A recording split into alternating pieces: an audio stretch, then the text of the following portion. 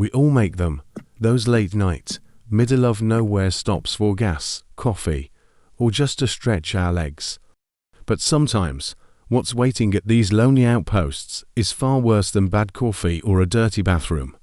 Tonight, we have 3 terrifying true stories from people who pulled over at the wrong time and almost didn't pull away. Our first story comes from a truck driver named Ethan. He was on a long overnight haul through Nevada when he decided to stop at one of those tiny pit stops you only see in movies. You know the type, one gas pump, vending machines older than his parents, and the bathroom that looked like a crime scene even before anything bad happened.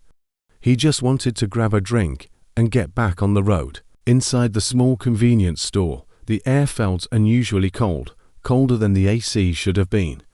At first, he joked to himself that maybe the clerk kept it freezing so customers wouldn't stay long enough to notice the mice. The clerk was this old guy with huge glasses that magnified his eyes like a cartoon. He didn't say a word, just stared as Ethan walked around. It was awkward, but whatever, truck drivers see weird stuff all the time. Ethan grabbed a bottle of iced tea from the fridge, and that's when he noticed it. The big freezer door in the back wasn't fully closed. It would open, slowly, then close again, open, close. There was no air current, no other customers, no explanation. He told himself maybe the hinge was just broken. But as he walked closer, a sudden smell hit him, the kind that makes your stomach twist. It was like rotting meat, but colder, wetter, metallic. He went to the counter and told the old man, "Hey, your freezer door keeps opening. You might want to check that."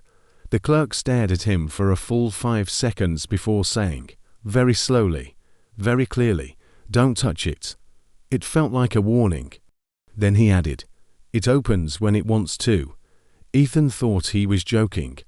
He even laughed, but the old man's face didn't change. That's when the freezer door opened again, harder this time, like someone inside had pushed it. Ethan could swear he heard breathing, slow, raspy breathing, coming from the darkness of that freezer. He asked, "Do you have someone working back there?" The old man leaned forward and whispered, "He's not working." Ethan didn't stick around long enough to ask any follow-up questions. As he started backing away toward the exit, the freezer door slammed open, so violently that every glass bottle in the store rattled on the shelves. A pale hand, grayish, thin, with fingers that were way too long, reached out and gripped the door frame. The clerk screamed, "Don't come out." Then he grabbed a broom from behind the counter and rushed toward the freezer like he'd done this 1,000 times before. Ethan ran, outside. He nearly tripped trying to get to his truck. As he fumbled with his keys and finally pulled away, something slammed into the inside of the store window, hard enough to crack the glass. In his rearview mirror, he caught a glimpse of a tall, emaciated figure pressed against the window. Its skin was bluish, its eyes were bulging wide, and its mouth hung open like it was frozen mid-scream. The clerk was still inside, hitting the figure with the broom, yelling, "Get back in there." Ethan didn't stop at another pit stop for the rest of the night. He decided he'd rather risk falling asleep at the wheel than ever find out what the hell that thing was. Next, we have a story from a woman named Melissa, who was traveling alone. She was driving from Arizona to Colorado for a work trip and stopped at a small pit stop around midnight. There was only one other car there, an old, dusty Ford. She went in, bought some snacks, and when she came back out, a man was standing right next to her passenger door.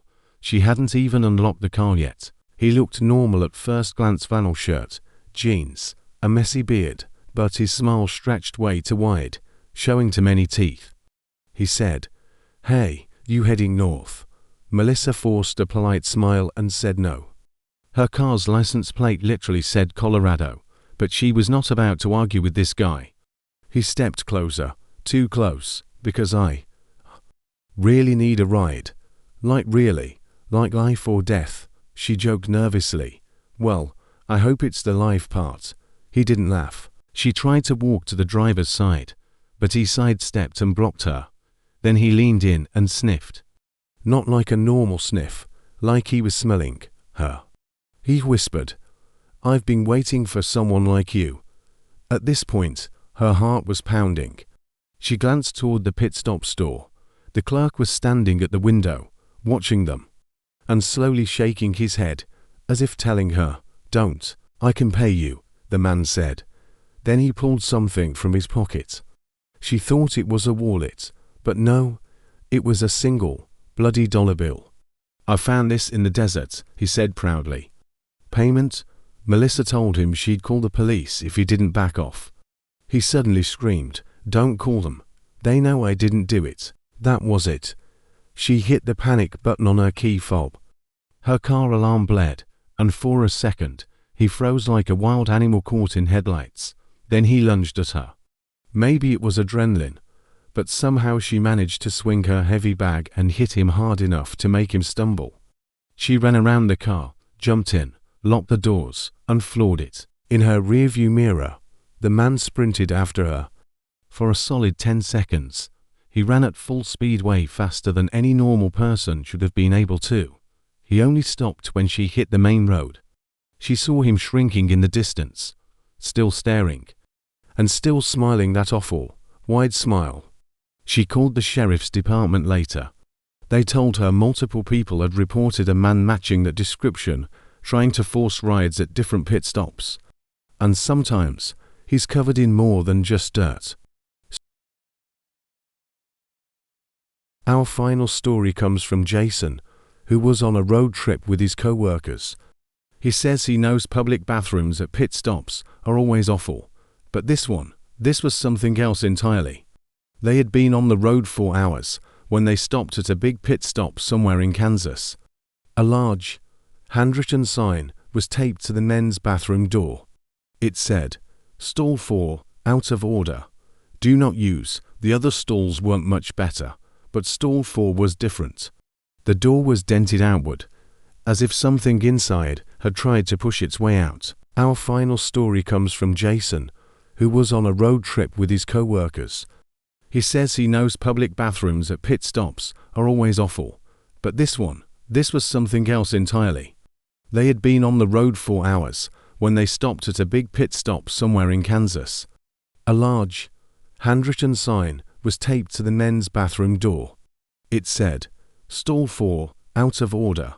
Do not use." The other stalls weren't much better, but stall 4 was different.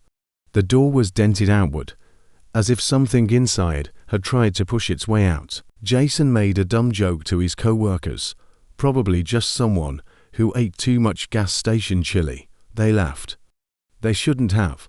While he was in stall 2, he heard a strange noise coming from stall 4. It wasn't movement. It wasn't pipes. It was breathing.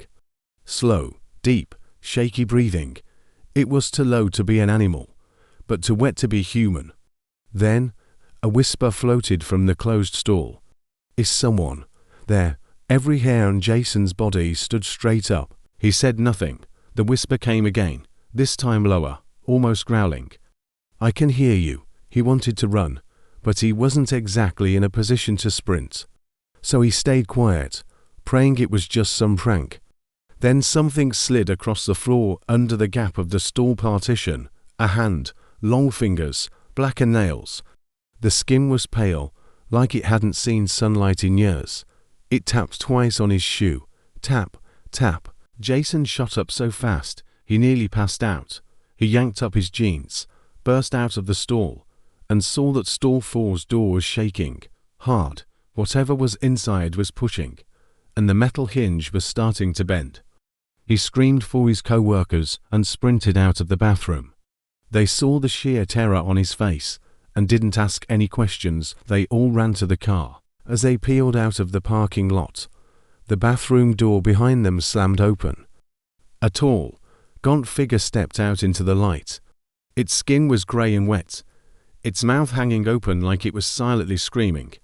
The pit stop clerk came running out with a mop, shouting, "Get back in the bathroom." Stall 4 only. They didn't stop. They didn't look back.